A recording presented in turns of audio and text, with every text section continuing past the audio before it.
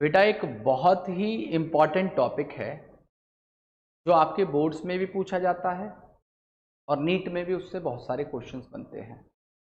और उस टॉपिक का नाम है हार्डी-विनबर्ग प्रिंसिपल या हार्डी-विनबर्ग लॉ। तो आइए बात कर लेते हैं हार्डी-विनबर्ग प्रिंसिपल या हार्डी-विनबर्ग लॉ क्या कहती है। बेटा ये एक हाइपोथेटिकल कंडीशन है, ये इस प्रिंसिपल में कोई सच रियलिटी है नहीं, ये एक हाइपोथेटिकल बात है जो मैं आपको बताने जा रहा हूँ। लेकिन ये टॉपिक बहुत इंपॉर्टेंट है, बोर्ड में या नीट में आप देखेंगे 2019 में ही नीट में इससे क्वेश्चन बने हुए हैं और उससे पहले भी नीट में इससे बहुत सारे सवाल आ चुके हैं। तो यहाँ पे मैं सबसे पहले हेडिंग लिख रहा हूँ हार्डी-विनबर्ग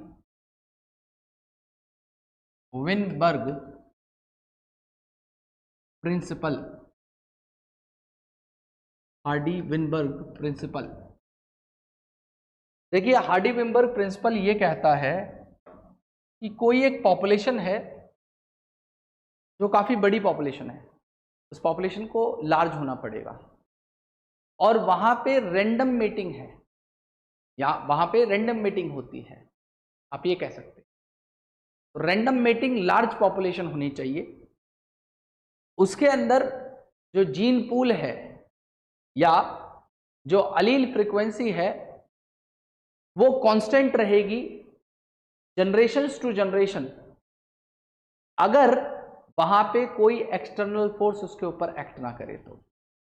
मैं फिर से रिपीट कर रहा हूं कि in a large random mating population the gene pool और allele frequency remain constant generation after generation if outside force do not act on it. ठीक है, जब तक बाहर की फोर्सेस उसके ऊपर नहीं लगेंगी तब तक वहां पे अलील फ्रीक्वेंसी सेम रहने वाली है। अब वो आउटसाइड फोर्सेस क्या है? तो सबसे पहले वहां पे कोई भी म्यूटेशन नहीं होना चाहिए, वहां पे कोई नेचुरल सिलेक्शन नहीं होना चाहिए, कोई जीन माइग्रेशन नहीं होना चाहिए, कोई जीन फ्लो नहीं होना चाहिए, कोई जेनेटिक रिकॉम्बिनेशन नहीं होना चाहिए, कोई जेनेटिक ड्रिफ्ट नहीं होनी चाहिए। अगर ये सारी चीजें नहीं होती है तो वो पॉपुलेशन आप कह सकते हो हार्डी-विनबर्ग इक्विलिब्रियम में है या वो पॉपुलेशन हार्डी-विनबर्ग प्रिंसिपल को फॉलो करती है। लेकिन ऐसा प्रैक्टिकली पॉसिबल नहीं है, ये कंडीशन सारी हाइपोथेटिकल है। अब आप ये कहेंगे कि इसका यूज क्या है? तो इसका यूज ये है कि इस प्रिंसिपल को हम यूज कर सकते हैं ये पता करने के लिए, या इसको एज अ टूल यूज किया जा सकता है ये पता करने के लिए कि इवोल्यूशन हुआ है या नहीं हुआ। अगर इवोल्यूशन हुआ है तो जो इनकी एक कांस्टेंट वैल्यू है उससे रिजल्ट डेविएट करेगा, और वहां पे अगर इवोल्यूशन नहीं होगा तो इन्होंने जो कांस्टेंट बताया हुआ है वही कांस्टेंट वैल्यू आएगी। ठीक है, वो कांस्टेंट है 1। तो आइए पहले डेफिनेशन लिख रहा हूं और फिर इससे रिलेटेड जितनी भी बातें हैं वो सब मैं आपको एक एक करके एक्सप्लेन कर दूंगा। यहां पे सबसे पहले मैं लिख दे रहा हूं। और अच्छा, एक चीज और याद रखना, ये प्रिंसिपल छोटी पॉपुलेशन के ऊपर एप्लीकेबल नहीं है, ये हमेशा बड़ी पॉपुलेशन के ऊपर एप्लीकेबल होगा। ठीक है, तो यहां पे मैं लिख दे रहा हूं कि in a large random meeting, random meeting का मतलब है वहां पे मीटिंग प्रेफरेंस नहीं होनी चाहिए। मीटिंग प्रेफरेंस का मतलब क्या है कि अगर किसी भी जीन की 2 अलील हैं, डोमिनेंट और रिसेसिव। अच्छा, ये टॉपिक जो है पॉपुलेशन जेनेटिक्स के अंदर पढ़ा जाता है। इससे पहले आपने चैप्टर 5 पढ़ा था ना मेंडेलियन जेनेटिक्स, चैप्टर 6 पढ़ा था मॉलिक्यूलर जेनेटिक्स, और चैप्टर 7 के अंदर ये जो पार्ट है ये है पॉपुलेशन जेनेटिक्स का। तो यहाँ पे किसी भी जीन की 2 अलील हैं, ये एक डोमिनेंट अलील है, एक रिसेसिव अलील है। तो अगर डोमिनेंट अलील डोमिनेंट वालों से ही मैरिज करता है तो ये सेलेक्टिव मैरिज है या सेलेक्टिव मीटिंग है या मीटिंग प्रेफरेंस है, या अगर ये इससे मैरिज कर रहा है या मीटिंग कर रहा है तो ये सेलेक्टिव है। रैंडम का मतलब क्या है कि ये इससे भी मेट करे, ये इनसे मेट करे। This is known as random meeting, जहां पे कोई भी मीटिंग प्रेफरेंस नहीं है। ऐसी कंडीशन होनी चाहिए। अगर ऐसी कंडीशन है तो वो हार्डी-विंबर इक्विलिब्रियम में होगा। मेरी बात समझिएगा ध्यान से। तो मैं यहां पे कह रहा हूं कि एक लार्ज रैंडम मेटिंग पॉपुलेशन है, रैंडम मेटिंग पॉपुलेशन है, वहां पे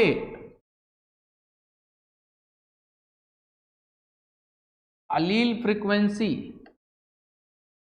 या आप कह सकते हो कि वहां पे जो जीन पूल है, जीन पूल का मतलब है सम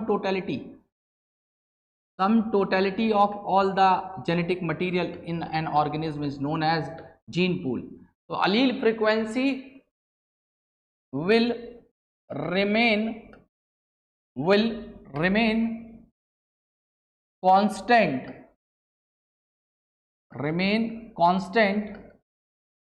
generation after generation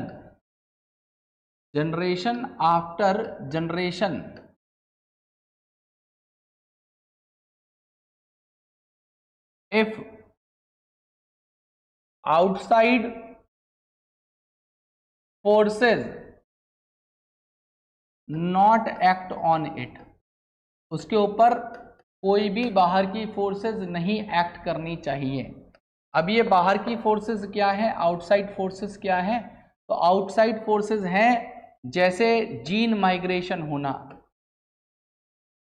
या जीन फ्लो हो जाना, या जीन फ्लो होना, नेचुरल सिलेक्शन होना, म्यूटेशन होना, जेनेटिक ड्रिफ्ट होना, या जेनेटिक रिकॉम्बिनेशन होना। अगर ये सारी कंडीशंस हैं, अगर ये सारी कंडीशंस लगती हैं, इनमें से कोई भी कंडीशन लगती है, तो वहां पे कांस्टेंट नहीं रहेगी अलील फ्रीक्वेंसी, वो बदल जाएगी। मतलब वो पॉपुलेशन जो जिनके अंदर इनमें से कोई भी हो रहा है, वो पॉपुलेशन हार्डी-विनबर्ग इक्विलिब्रियम में नहीं होगी। अगर इनमें से कोई भी फैक्टर लगेगा तो वो हार्डी-विनबर्ग इक्विलिब्रियम में पॉपुलेशन नहीं होगी। मेरी बात आप ध्यान से समझते रहिएगा, ठीक है। अब बात ये है, ये सारी चीजें होती क्या हैं, जीन माइग्रेशन क्या है, जीन फ्लो क्या है, या ये सारी चीजें क्या हैं जो, अच्छा, ये सारी चीजें वो फैक्टर्स हैं जो हार्डी-विनबर्ग इक्विलिब्रियम को अफेक्ट करते हैं। मैं यहाँ पे लिख दे रहा हूं कि ये सारे के सारे क्या हैं, ये वो फैक्टर्स भी हैं जो अफेक्ट करते हैं हार्डी-विनबर्ग इक्विलिब्रियम को। मेरी बात आप ध्यान से समझिएगा। और ये हम किसके तौर पे यूज कर सकते हैं इस लॉ को? तो इसे बेटा एज अ टूल यूज किया जा सकता है। We can use this law as a tool to check कि किसी पॉपुलेशन के अंदर इक्विलिब्रियम है या वहां पे एवोल्यूशन हो रहा है या नहीं हो रहा। ये पता करने के लिए कि किसी पॉपुलेशन में एवोल्यूशन हो रहा है या नहीं हो रहा, उसको पता करने के लिए इस लॉ को एज अ टूल यूज किया जा सकता है, ठीक है। अब आगे की बात कुछ ऐसी है, आगे की बात कुछ ऐसी है कि ये सारी कंडीशंस क्या क्या हैं, जो फैक्टर्स अफेक्ट करते हैं, ये सब क्या हैं। और इसमें से जो छोटा सा न्यूमेरिकल टाइप का क्वेश्चन आप कह सकते हो जो बनेगा, वो क्या है, और प्रीवियस ईयर नीट में क्या क्वेश्चन पूछे हुए हैं, उनकी हम बात कर लेते हैं। तो सबसे पहले मैं इन फैक्टर्स को बता देता हूं। चलो मैं फैक्टर बाद में बताऊंगा, पहले मैं वो न्यूमेरिकल पार्ट बता देता हूं। देखिए यहां पे दो तरीके की अलील्स हो सकती हैं। किसी भी जीन के अंदर दो अलील होती हैं, हर एक जीन की दो अलील होती हैं। यह आपको पता होगा, चैप्टर 5 में आपने पढ़ा है। एक अलील होती है डोमिनेंट और एक होती है रिसेसिव। डोमिनेंट अलील को हमेशा हम अपर केस लेटर या कैपिटल लेटर में हम रिप्रेजेंट करते हैं, और रिसेसिव को हमेशा स्मॉल लेटर्स में रिप्रेजेंट किया जाता है या डिनोट किया जाता है। तो जो डोमिनेंट अलील है जिसे मैंने कैपिटल में लिखा है उसके लिए हार्डिंगबर्ग में आपको पी टर्म यूज करना है। जहां पे भी पी लिखेंगे मतलब डोमिनेंट है, और जहां पे भी आप क्यू लिखेंगे इसका मतलब रिसेसिव है। तो जो रिसेसिव है आप उसे क्यू से रिप्रेजेंट करेंगे, और जो पी है वो डोमिनेंट के लिए आप टर्म यूज या कर सकते हो या डिनोट करने के लिए यूज कर सकते हो। तो ये तो रही बात इसकी बेटा पी और क्यू की। अब यहां पे इन्होंने बताया है इसके लिए टोटल सम कि पी और क्यू डोमिनेंट और रिसेसिव अलील का जो सम टोटल होता है वो 1 होता है, 1 होता है। और अगर आप इसे बाइनोमियली एक्सपेंड करना चाहें तो आप क्या कर सकते हैं, p प्लस क्यू का होल स्क्वायर कर सकते हैं। तो यहां पे ये हो जाएगा बाइनोमियल एक्सपेंशन में, बायोनोमियल एक्सपेंशन अगर करेंगे तो यहां पे ये इक्वेशन बन जाती है p square plus 2pq plus q square is equal to 1। ये इसकी इक्वेशन बनती है। अब ध्यान से सुनिएगा, इसमें से जो ये p स्क्वायर है ये रिप्रेजेंट करता है होमोजाइगस डोमिनेंट को, ये रिप्रेजेंट करता है होमोजाइगस डोमिनेंट वाली कंडीशन को, ठीक है।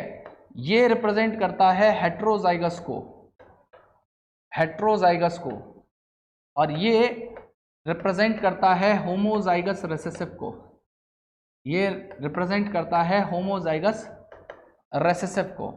ये सारी कंडीशंस हैं जो यहाँ पे शो होने वाली है। अब अगली बात ये है बेटा, ध्यान से समझिएगा मेरी, कि इसमें न्यूमेरिकल पार्ट कैसे आता है।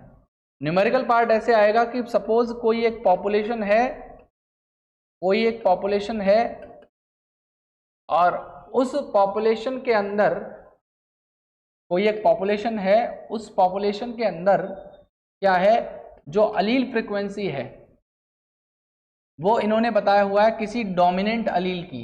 फॉर एग्जांपल डोमिनेंट अलील इन्होंने ए दे रखी है, ए की अलील फ्रीक्वेंसी इन्होंने 0.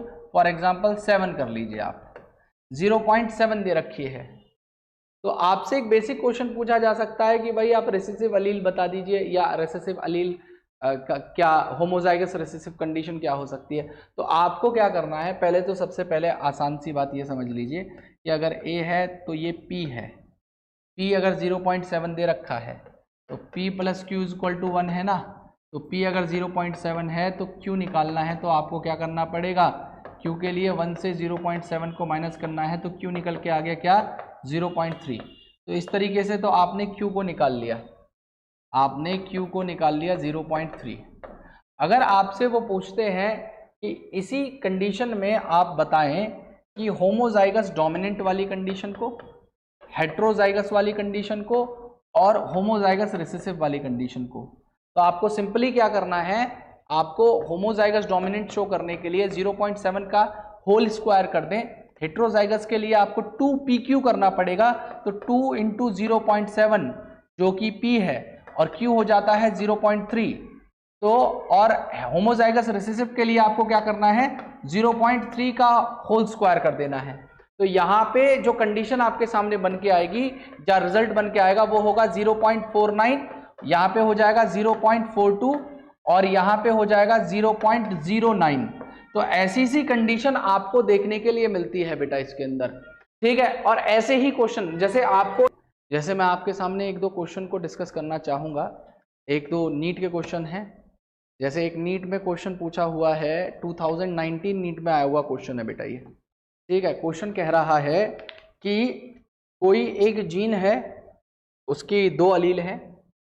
क्वेश्चन कह रहा है, ये नीट 2019 का क्वेश्चन है। यहाँ पे बोला गया है कि किसी एक जीन लोकस पे 2 अलील हैं, एक अलील है डोमिनेंट ए और एक है रिसेसिव स्मॉल ए, ठीक है। तो जो डोमिनेंट है उसका जो फ्रीक्वेंसी दी गई है वो 0.4 है, ठीक है। तो आप क्या करें, आप बताएं फ्रीक्वेंसी इसकी फ्रीक्वेंसी बतानी है होमोजाइगस डोमिनेंट की, हेट्रोजाइगस की और होमोजाइगस रिसेसिव की। तो यहाँ पे आपको कैसे सॉल्व करना होगा ये क्वेश्चन, तो आप ध्यान से समझिएगा। आपके पास a दिया हुआ है तो स्मॉल a ऑटोमेटिकली 0.6 हो गया, क्योंकि आप 1 से माइनस करते हैं 0.4 को तो 0.6 आएगा। अब होमोजाइगस डोमिनेट करना है तो 0.4 का स्क्वायर कर दीजिए, हेट्रोजाइगस करना है तो 2 इंटू 0.4 इंटू 0.6 कर दीजिए, और होमोजाइगस रिसेसिव है वो 0.6 का होल स्क्वायर कर दीजिए। तो ये आ जाएगी वैल्यू 0.16, ये वाली वैल्यू हो जाएगी 0.48 और यहाँ पे हो जाएगा 0.36। तो ये इसका आंसर होने वाला है। तो इस टाइप के बेटा आपको क्वेश्चन देखने के लिए मिलेंगे। ऐसा ही एक क्वेश्चन है जो नीट 2016 में पूछा। ये तो बिल्कुल सीधा सीधा क्वेश्चन है कि in Hardy Weinberg equation frequency of heterozygous individual is represented by, मतलब आप हेट्रोजाइगस इंडिविजुअल की फ्रीक्वेंसी को किससे रिप्रेजेंट करते हैं, तो 2pq से हम लोग हेट्रोजाइगस को रिप्रेजेंट करते हैं। नीट 2016 में सीधा साफ क्वेश्चन बना हुआ है बेटा। ऐसा ही क्वेश्चन और एक दो आप देख सकते हैं। जैसे फॉर एग्जांपल एक क्वेश्चन है आपके सामने कि एक पॉपुलेशन है जो हार्डी-विनबर्ग इक्विलिब्रियम में है एक जीन के लिए जिसमें 2 अलील्स हैं, और जो जीन फ्रीक्वेंसी दी गई है अलील ए के लिए, मतलब कैपिटल ए के लिए, इसी पॉपुलेशन में वो 0.7 दे रखी है। आप क्या करें, जीनोटाइप फ्रीक्वेंसी हेट्रोजाइगस की बता दें। तो स्मॉल ए आपको सीधा सीधा मिल गया, ये है। हेट्रोजाइगस निकलना है तो 2pq कर दें। 2pq करना है तो आप क्या करेंगे, 2 पॉइंट इंटू ये हो जाएगा 0.42, ये सीधा इसका आंसर आ गया। इसी तरीके से एक क्वेश्चन पूछा हुआ है कि इफ फ्रीक्वेंसी ऑफ डोमिनेंट अलील, किसी डोमिनेंट अलील की फ्रीक्वेंसी दी हुई है कितनी, 60%। अगर 60% है तो ये 100% के रेस्पेक्ट में ना, आप 1 के रेस्पेक्ट में देखोगे तो ये 0.6 हो जाएगा। अब आप बोल रहे हैं कि find out the percentage of heterozygous individual in the population. आप क्या करें, हेट्रोजाइगस इंडिविजुअल यहां से पता कर लें।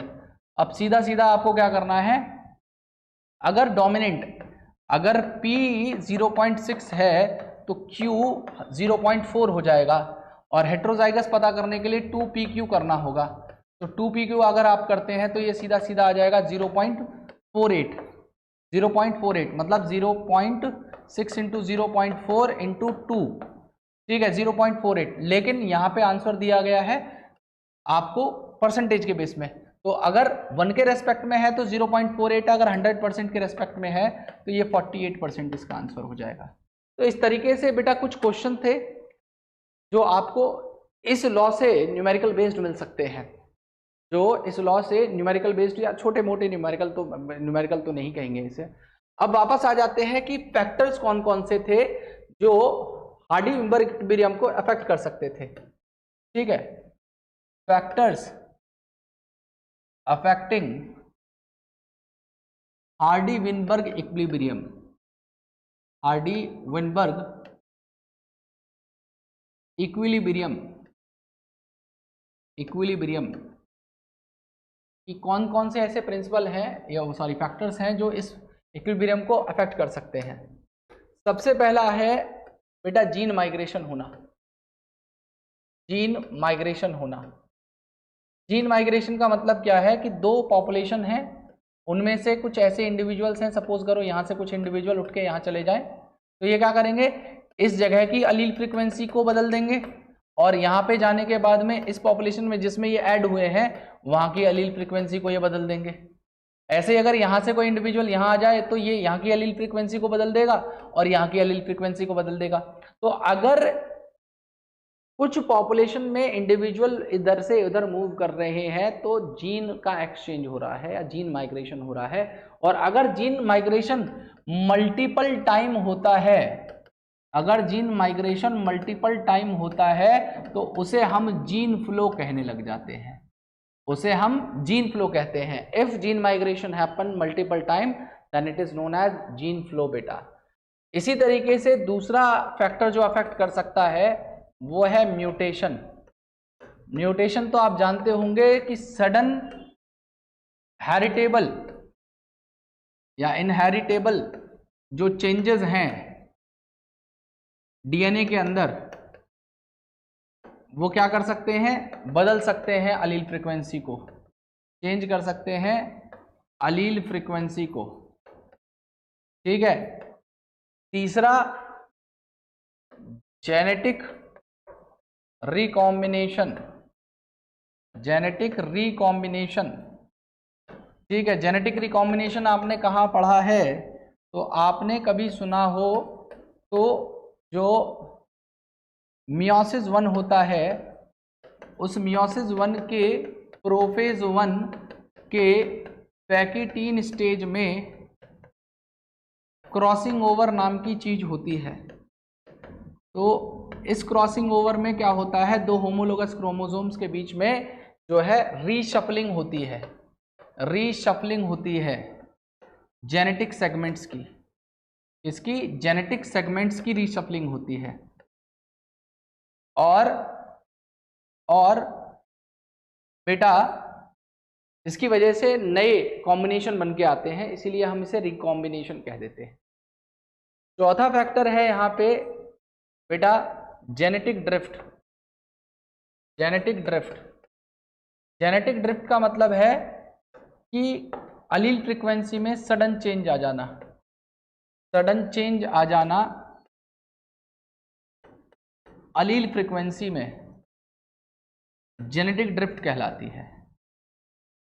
ठीक है। कैसे होगा, एग्जाम्पल के तौर पे समझिएगा कि भाई एक पॉपुलेशन थी, इस पॉपुलेशन में बहुत सारे लोग रहते थे, वाइट कलर के भी रहते थे, वाइट कलर के बहुत सारे लोग थे, ठीक है, और ब्लैक कलर के भी थे। ठीक है, वाइट वाले लोग भी थे और ब्लैक लोग भी थे, लेकिन वाइट लोग थोड़े ज़्यादा थे ब्लैक वालों के मुकाबले। ठीक है, ब्लैक वाले कम हुआ करते थे और वाइट लोगों की जो पॉपुलेशन थी वो ब्लैक वालों से सिग्निफिकेंटली काफ़ी ज़्यादा हाई थी इस पॉपुलेशन। अब ऐसा हुआ कि इस पॉपुलेशन में मैंने आपको बताया क्या, इस पॉपुलेशन में जो अलील फ्रीक्वेंसी थी वो वाइट वालों की ज़्यादा थी, ब्लैक वालों की कम थी। अब ऐसा हो कि यहाँ से कुछ ब्लैक वाले, कुछ नहीं सारे ब्लैक वाले लोग मिले और कहें कि भाई हम यहाँ से एक काम करते हैं, हम यहाँ पे माइग्रेट कर जाते हैं दूसरी एक नई जगह पे, किसी एक नए प्लेस पे जाके हम माइग्रेट कर जाते हैं, रहने लग जाते हैं। और इन ब्लैक वालों के साथ में कुछ इनके दोस्त भी थे जो इनके ज़्यादा हमदर्द थे, तो उन्होंने बोला कि भाई चलो हम भी चल रहे हैं आपके साथ। लेकिन ब्लैक वाले थोड़े लोग ज़्यादा थे, ब्लैक वाले लोग ज़्यादा थे क्योंकि वो उनके साथ में कुछ ही वाइट लोग आए। तो यहाँ पे क्या आपने देखा कि वाइट वाले लोगों की अलील फ्रीक्वेंसी ज़्यादा थी, ब्लैक वालों की कम थी। अब यहाँ पे आप क्या देख पा रहे हैं कि ब्लैक वालों की जो अलील फ्रीक्वेंसी है वो वाइट वालों से ज़्यादा है। तो ये क्या हुआ, रैंडम चेंज हो गया या सडन चेंज हो गया ना अलील फ्रीक्वेंसी में, जहाँ पे वाइट की ज़्यादा थी अलील, अब ब्लैक की ज़्यादा अलील है। और ये जो पॉपुलेशन यहाँ से माइग्रेट करके गई, जो ये ब्लैक वाले लोग जो यहाँ से निकल के बाहर गए इस नई जगह पे, तो ये पॉपुलेशन फाउंडर पॉपुलेशन कहलाएगी और इस इफेक्ट को हम लोग फाउंडर्स इफेक्ट कहते हैं। ठीक है, हम उसे क्या कहते हैं, फाउंडर्स इफेक्ट कहते हैं। मैंने क्या बोला कि जो पॉपुलेशन नई जगह पे मूव करी तो वो पॉपुलेशन फाउंडर पॉपुलेशन है और इस इफेक्ट को क्या कहा जाएगा, फाउंडर्स इफेक्ट कहते हैं बेटा। हम इसे क्या कहेंगे, फाउंडर्स इफेक्ट कहते हैं। ठीक है, अब लास्ट है हमारा natural selection. Natural selection, natural selection का मतलब तो आप जानते ही होंगे कि वो स्पीशीज या वो एनिमल जो बेस्ट सूटेड होता है एनवायरनमेंट के हिसाब से, उसको नेचर क्या करता है, सेलेक्ट कर लेता है। नेचर उसको क्या करता है, सेलेक्ट कर देता है। जिसके पास भी पर्पसफुल वेरिएशन, यूजफुल वेरिएशंस है, उसका नेचुरल सिलेक्शन हो जाता है, उसको नेचर सेलेक्ट कर देता है। और जिनके पास भी वो वेरिएशंस नहीं होते या यूजफुल वो चीज़ें नहीं होती तो उसको नेचर रिजेक्ट करता है। ये बात होती है। अब नेचुरल सिलेक्शन को भी 3 तरीके से डिवाइड किया गया है। ठीक है, टाइप अगर बात करूं मैं नेचुरल सिलेक्शन की तो 3 टाइप के नेचुरल सिलेक्शन होते हैं। अब वो नेचुरल सिलेक्शन के टाइप कौन कौन से हैं तो आइए उसे भी जान लेते हैं।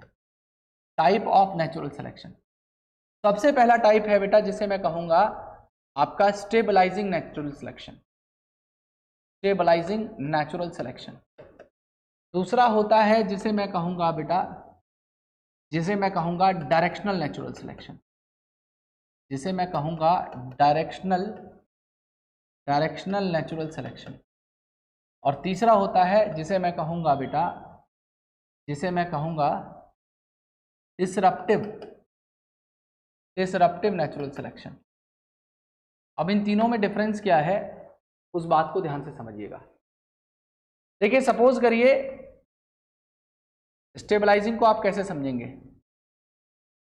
दो एक्सट्रीम है, एक टॉल और एक तरफ मैं लिख दे रहा हूं ड्वार्फ, और बीच वाले जो हैं वो मीडियम हाइट वाले हैं, इंटरमीडिएट वाले हैं। तो अगर ऐसा हो कि जो ना तो टॉल का नेचुरल सिलेक्शन हो, जिनके पास टॉल ट्रेट है या टॉल कैरेक्टर है या टॉल कैरेक्टर को कोड करने वाली अलील है, यहां पे नेचर मीडियम हाइट वालों को सेलेक्ट करने लग जाए, तो ऐसे नेचुरल सिलेक्शन को हम स्टेबलाइजिंग नेचुरल सिलेक्शन कहते हैं, जहां पे दोनों एक्सट्रीम्स को, बोथ एक्सट्रीम्स को नेचर ने सेलेक्ट नहीं किया, लेकिन इन दोनों के बीच का जो इंटरमीडिएट था उसको नेचुरल सिलेक्शन द्वारा सेलेक्ट कर दिया गया। डायरेक्शनल में क्या होगा, ध्यान से समझना। डायरेक्शनल में क्या होगा, यहां पे टॉल है, यहां पे ड्वार्फ है, यहां पे मीडियम हाइट वाले हैं, तो यहां पे क्या होता है, यहां पे क्या होता है, डायरेक्शनल नेचुरल सिलेक्शन में दोनों एक्सट्रीम में से किसी एक कैरेक्टर को नेचर सेलेक्ट कर ले। जैसे यहां पे टॉल वाले का सिलेक्शन हो गया, बाकी दोनों कैरेक्टर्स का सिलेक्शन नहीं हो पाया, तो जो ये पीक है या ग्राफ है वो एक तरफ मूव कर जाएगा। अब मैं ये नहीं कह रहा हूं कि जरूरी नहीं है कि यहां पे केवल टॉल वाले का करेगा, ठीक है, ये ड्वार्फ का भी नेचुरल सिलेक्शन कर सकता है, ये ड्वार्फ वालों का भी नेचुरल सिलेक्शन कर सकता है। मतलब ये इस तरफ भी मूव करके जा सकता है पीक, ये पीक इस तरफ भी बन जाएगा बेटा, मेरी बात आप समझ पा रहे हैं। और अगर मैं बात करूं डिसरप्टिव की, तो डिसरप्टिव में नेचुरल सिलेक्शन किस तरीके से होता है, तो यहां पे ये टॉल कैरेक्टर है, यहां पे ये ड्वार्फ कैरेक्टर है, और ये बीच वाला बेटा मीडियम कैरेक्टर है। तो यहां पे नेचुरल सिलेक्शन हो, इन दोनों कैरेक्टर्स का हो जाए और एवरेज कैरेक्टर का ना हो। मैं क्या कह रहा हूं कि यहां पे नेचुरल सिलेक्शन हो रहा है, इसका पहले वाले में तो मीडियम कैरेक्टर का हुआ, पहले वाले में किसका हुआ, बीच वाले कैरेक्टर का नेचुरल सिलेक्शन हुआ। दूसरे वाले में क्या हुआ, मीडियम को छोड़ के दोनों में से किसी एक का, एनी वन, दोनों में से किसी एक का, या तो इसका या उसका, जरूरी नहीं है कि मैंने यहां पे दोनों दिखाने के लिए बनाए हैं, किसी एक का होगा। और ये जो ग्राफ का ये जो पीक है ये एक तरफ को शिफ्ट कर जाएगा, या तो इस तरफ शिफ्ट करेगा या उस तरफ शिफ्ट करेगा। और डिसरप्टिव में क्या होगा कि मीडियम को छोड़ के दोनों कैरेक्टर्स का, बोथ कैरेक्टर्स का सिलेक्शन हो जाए, दोनों एक्सट्रीम का, बोथ एक्सट्रीम का नेचुरल सिलेक्शन हो जाए। तो ऐसा अगर नेचुरल सिलेक्शन होता है तो उसे डिसरप्टिव नेचुरल सिलेक्शन कहा जाता है, उसे डिसरप्टिव नेचुरल सिलेक्शन कहते हैं बेटा। मेरी बात आपको समझ में आ रही होगी। अब इससे रिलेटेड नीट में 2019 में क्वेश्चन पूछा गया है। अब आओ उस क्वेश्चन को देखिए कि वो क्वेश्चन क्या है। देखिए वो क्वेश्चन कुछ इस तरीके से है, ये कह रहे हैं कि किसी एक स्पीशीज के अंदर, क्वेश्चन है जो नीट 2019 में पूछा गया है, इसमें बोला गया है कि कोई एक स्पीशीज है, उस स्पीशीज के जो न्यूबॉर्न होते हैं, उन न्यूबॉर्न का जो वेट है वो रेंज करता है 2 से 5 किलो के बीच में, ठीक है, ये पहले स्टेटमेंट में लिखा हुआ है। दूसरा बोला गया है कि 97% जो न्यूबॉर्न हैं उनका एवरेज वेट 3 से 3.3 kg के बीच में होगा। और ये जो पॉपुलेशन है जिनका एवरेज वेट है, ये 97% बच्चे सरवाइव करते हैं। लेकिन दूसरा बताया कि 99% जो इन्फेंट्स पैदा हो रहे हैं पैदा हो रहे हैं किसमें? जिनका वेट या तो 2 से 2.5 केजी है या 4.5 से 5 केजी के बीच में है, ऐसे बच्चे मर जाते हैं। तो आप बताएं यहां पे किस तरीके का नेचुरल सिलेक्शन हुआ है। तो सिंपल सी बात यह है, आपको याद क्या रखनी होगी, ध्यान से समझना। मैंने अभी आपको बताया कि 2 एक्सट्रीम थे, जैसे यहां पे मैं कलर बदल के लिख दे रहा हूं, यहां पे है 2 से 2.5 केजी वाले, यहां पे है 4.5 से 5 केजी वाले बच्चे, यहां पे है 3 से 3.3 केजी वाले बच्चे। तो यहां पे क्या हो रहा है कि ये और ये तो 99% केसेस में मर जा रहे हैं, और ऐसे बच्चे 97% केसेस में सरवाइव कर रहे हैं। इसका मतलब क्या है कि इन दोनों एक्सट्रीम को ना सेलेक्ट करके नेचुरल सिलेक्शन किसका हो रहा है? इंटरमीडिएट वालों का हो रहा है। तो ये जो सिलेक्शन है ये क्या है? ये स्टेबलाइजिंग नेचुरल सिलेक्शन इसका जवाब होगा। ठीक है बेटा,